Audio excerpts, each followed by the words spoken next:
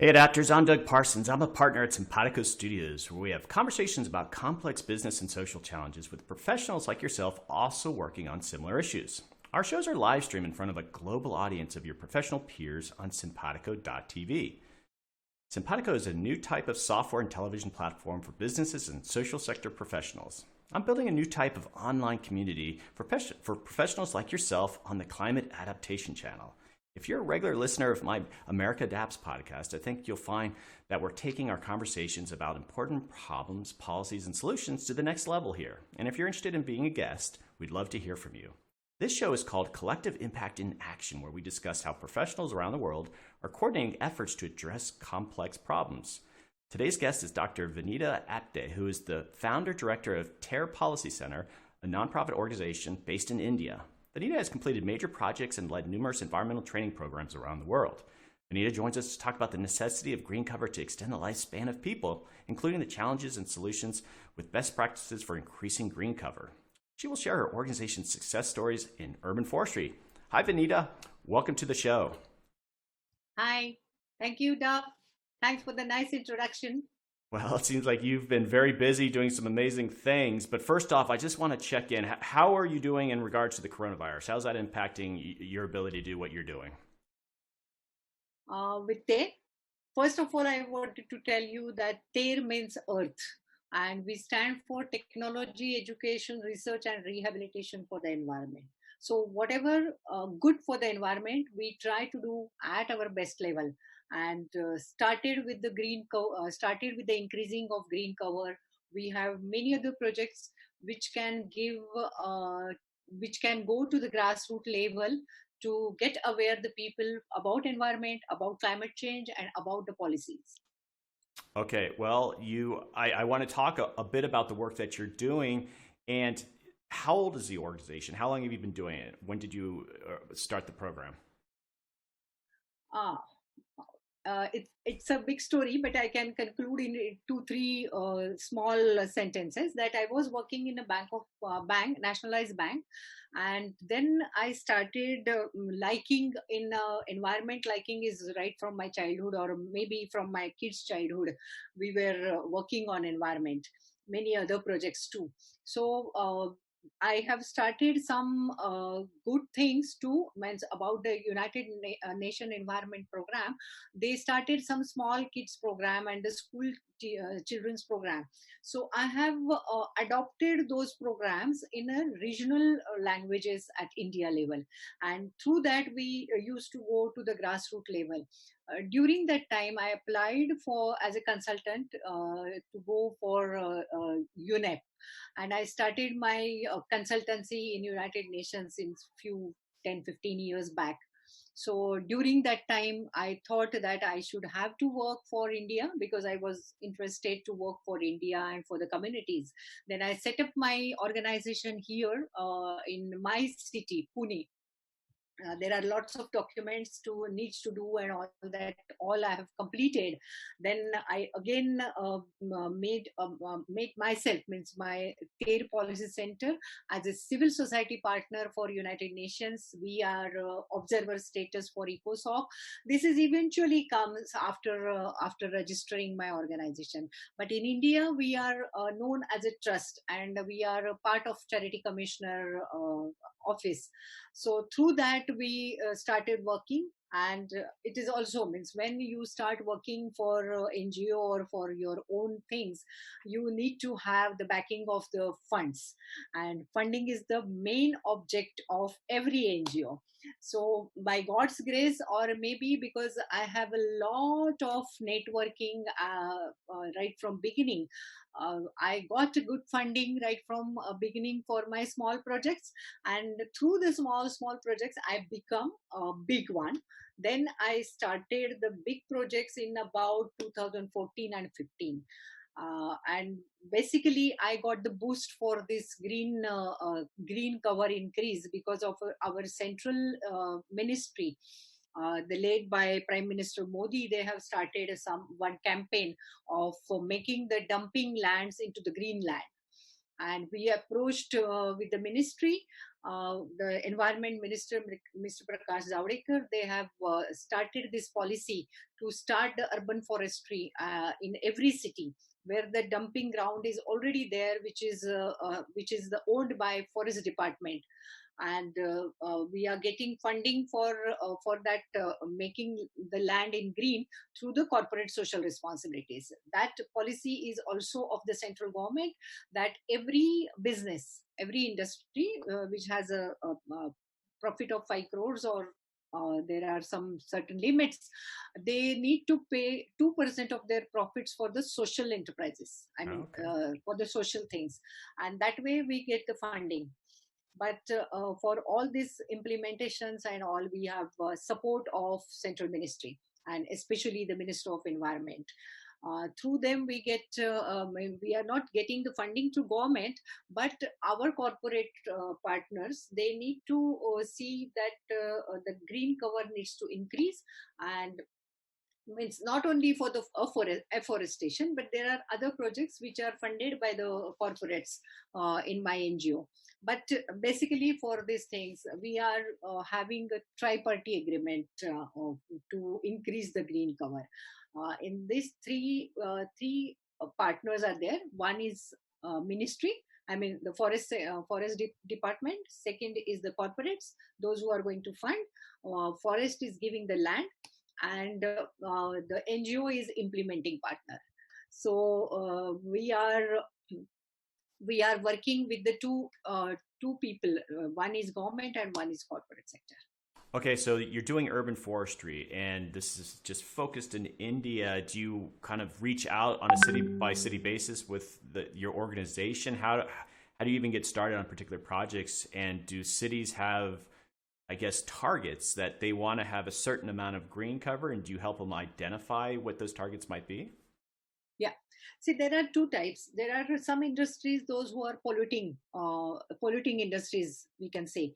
So they have a mandate that they need to plant this much of trees for their mandate, and to increase the green cover and to decrease the pollution. So this mandate is, of course, with and that companies are coming forward for the tri-party agreement. The other thing is urban forestry, and the people, it is under the CSR. CSR means corporate social responsibilities policies. So those companies also give, but that is a kind of a yearly basis plan. This tri-party agreement is for 7 years binding to all three parties. That the land belongs to forest department, but it is under the possession, once the tri-party agreement is done, it is under the possession of NGO and the company, but it is only for the forestation. There is nothing to be developmental activities has to done, and that is in the memorandum of understanding they are signed. So if any NGO is violating the acts or violating the rules, they are punished. And that is the main critical part of this tri-party agreement. Because if anybody can see, it looks like it's very easy, that companies are paying, NGO is implementing, that they need to get the plants and plant it, and then the plant needs to survive. But when it comes to the funding purpose, companies are not that great for the funding. They fund for these things, but everyone is little bit stingy. Not much stingy, but they are stingy. So the NGO who is working in it and implementing it, they need to have a fighting spirit, and they need to show the results. Means if we start with the small plants, tiny plants, that plants will not get survived in the 7 years. I mean, they will just come out 3 to 4 feet. So we have changed some things, like we plant trees about 8 to 10 feet height. Those are very healthy plants which we bought from the nurseries, and those plants has a very minimum mortality rate. They survived almost 99% rate of plantation. Okay. And during the summer season, we need to pour the water like anything. So most of the money is going in the watering the plants. Otherwise, they won't survive in the hot summer.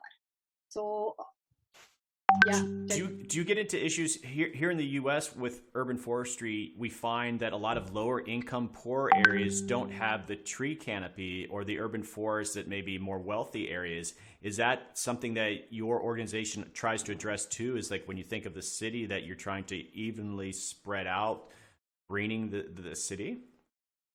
yeah, means we are working in our city, my city, for the tripartite agreements and for the urban forestry, but we are spreading all over the India also. Means in our in India also there is a lot of need to start this kind of plantation, and means it looks like that everyone needs to plant one plant, but it is impossible because we have a very dense cities.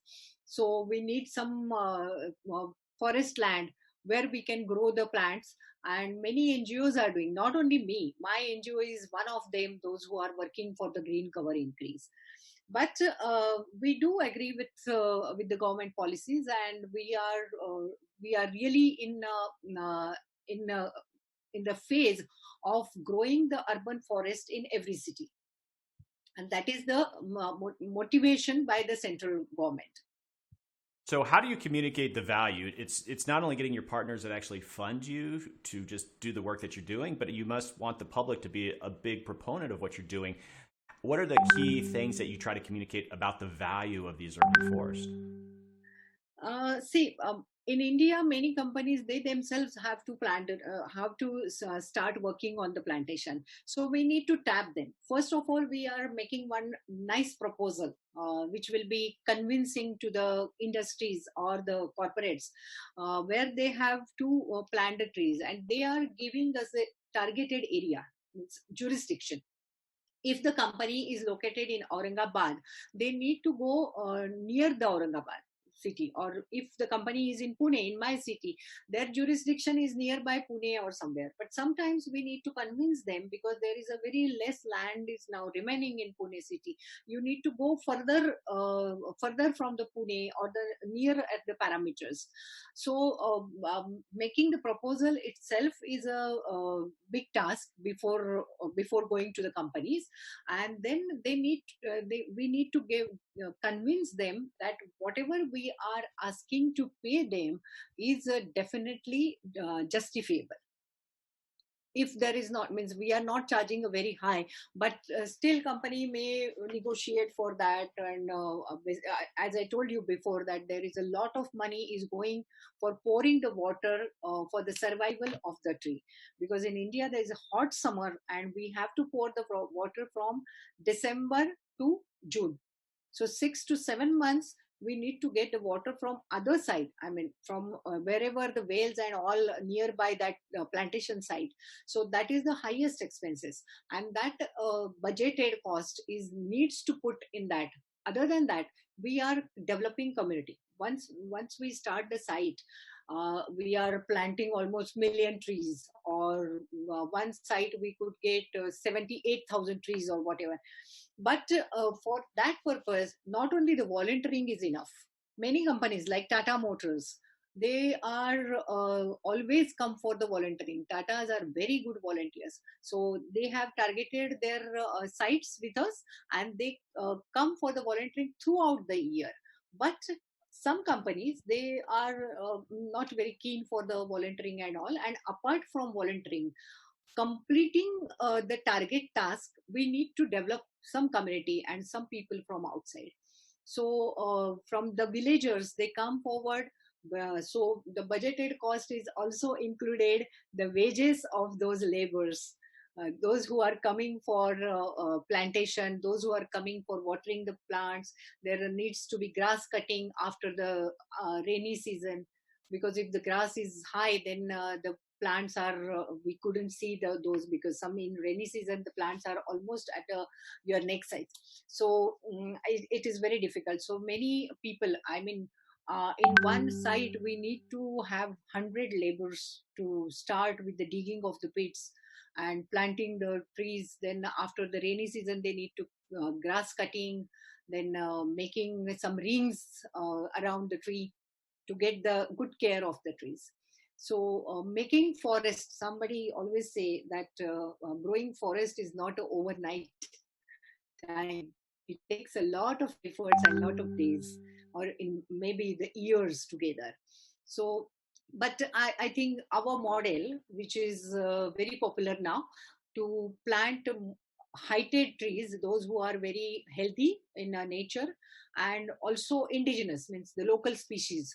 Okay. Those can these species can grow very well in that particular area, and for that we need to make first the survey of that land, that which are the local species are over there. And while during means doing this means this is a manual plantation and manual forestation, but it helps to the natural forestation also. Means wherever whatever the flora fauna is already there, it also get some evaluation because of this kind of plantation. And that is what that the whole hilly area, it looks like a green hill. Hmm. So, have you been able to get younger people involved with the project? Is this something, especially in the urban areas? Is that part of the mission of your organization, is to try to get more people, I guess, of younger background? Yeah. Yeah, our mission means my mandate is right from beginning to empowerment of youth, women, and basically the tribal sector. So when we are looking for the community development, we always see the tribals are come, and their means the young generation from the villages. They used to come, but more of them they are coming for the volunteering. But after that, we turn them as employees, permanent employees of our organization, and then they take care of the forest, and as well as the community which is staying nearby those forest areas, means that afforestation areas, they also get evaluated because they get the good and pure air, and they can see the the people around them, they are employed for some good reason. But of course, means there are a lot of hindrance during all these 7 years. Means starting from the plantation to the end, there are a lot of hindrance of some communities. They are not coping up with us, so we need to go and talk to them, convince them, sometimes giving funding, sometimes giving some kind of help to them. But they finally they get convinced, and they also get the job. So young generation is attracted a lot, because nowadays they are very much aware that what the climate change is in at our doorstep, not in the doorstep, it is inside our home.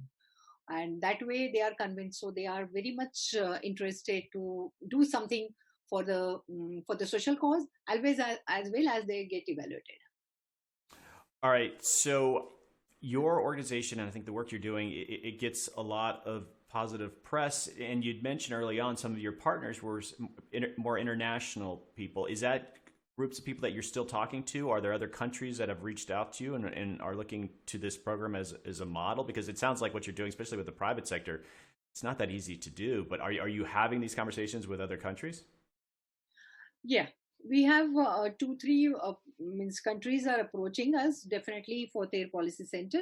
Uh, Private sector is one part, but we are also getting this means, especially this urban forestry. It is a people participation. It is not only by the government or not only by the NGOs, but many people come forward to plant the trees in that land which we have located.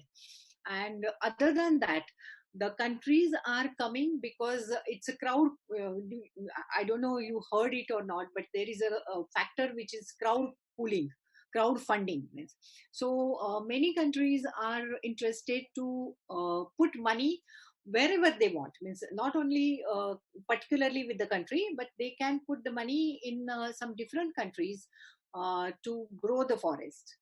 It is really a great thing on the part of the people that they are really thinking to start with a plantation of trees. And many other countries, even from United States, we have some partners. They are really wanted to put money for the plantation.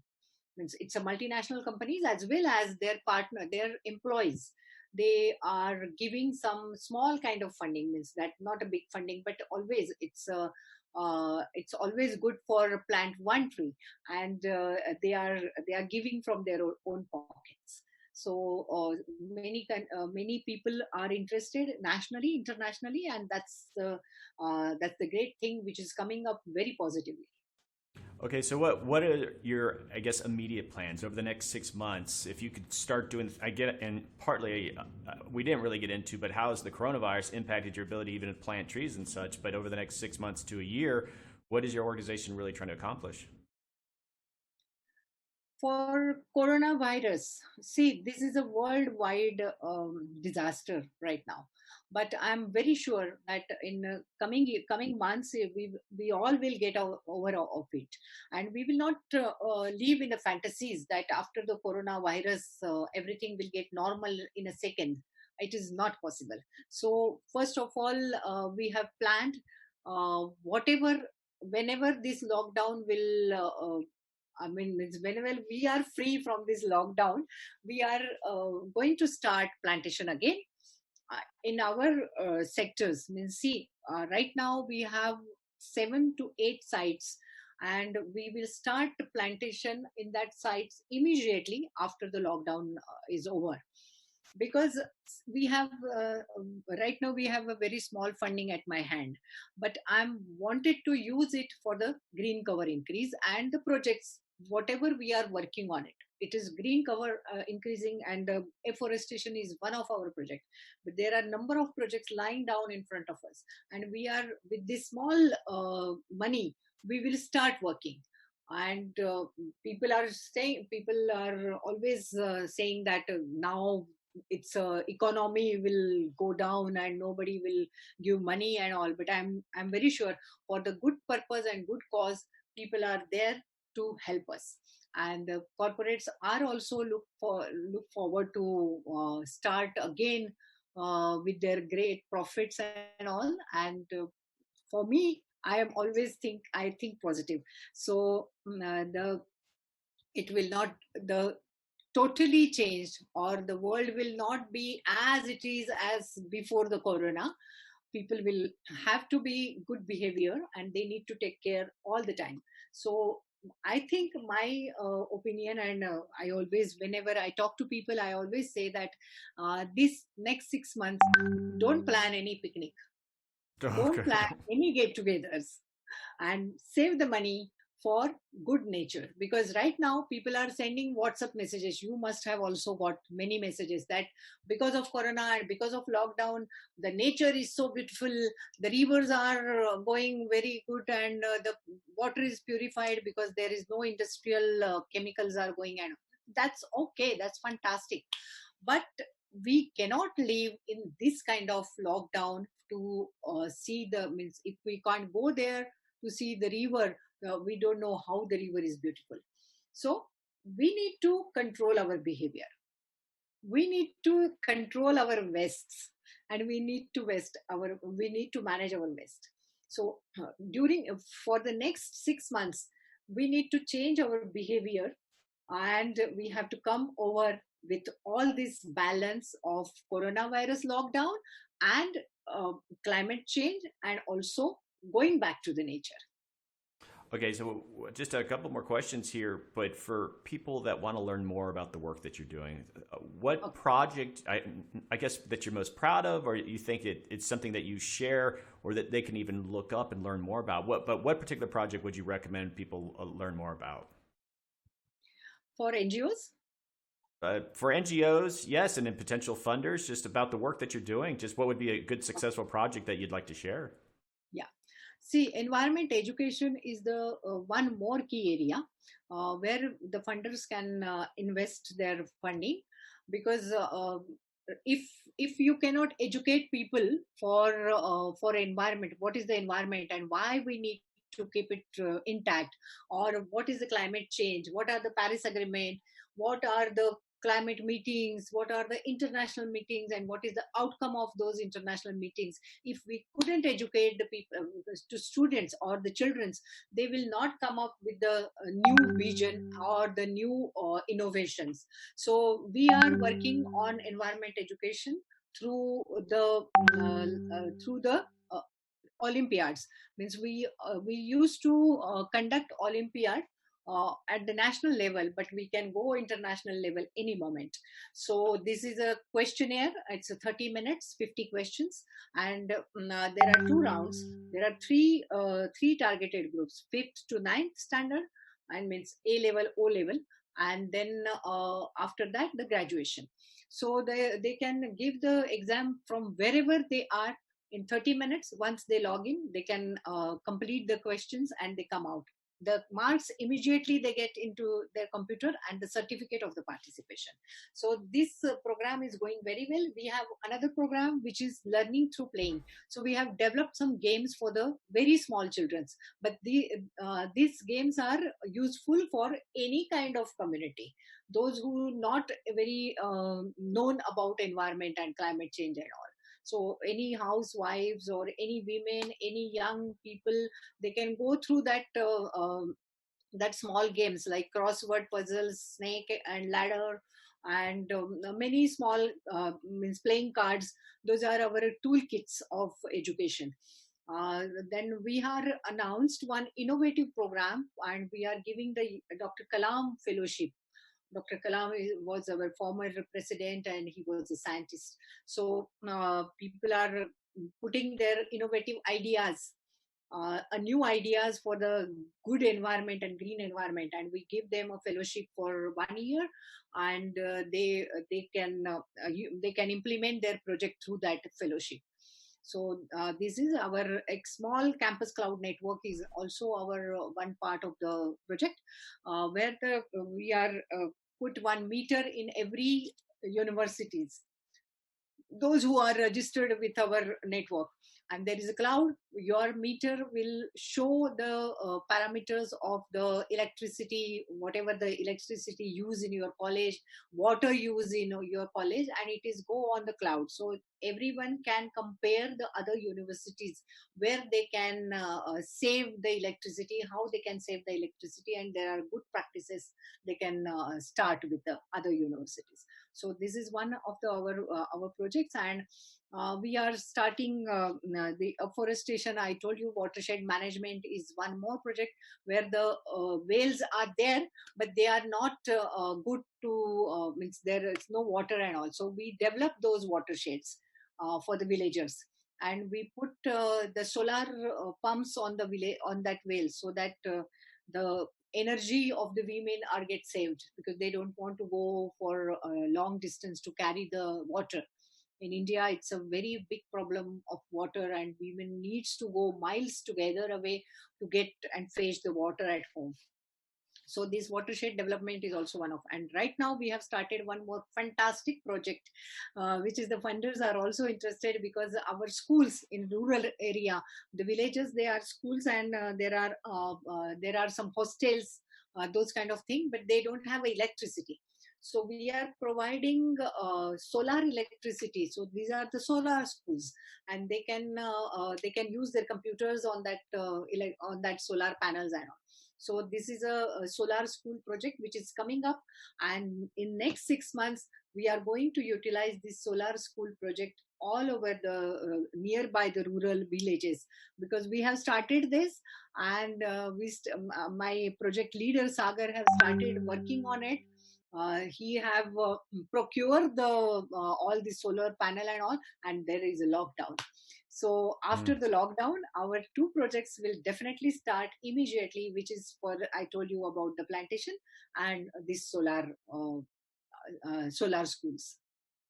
All right. Well, there's a lot to dig into there, and I think we can just scratch the surface of the work that you're doing, and definitely would be interested in having you back on to talk about some of these other projects and probably get some ideas for other potential guests that you could recommend, but I'm going to transition into, we're going to go into just chatting. This has been a great talk. We could talk for a lot longer around this, but just hold on and I will bring you right back into another conversation. But just thanks. This was great. Okay. Thank you. Thanks a lot.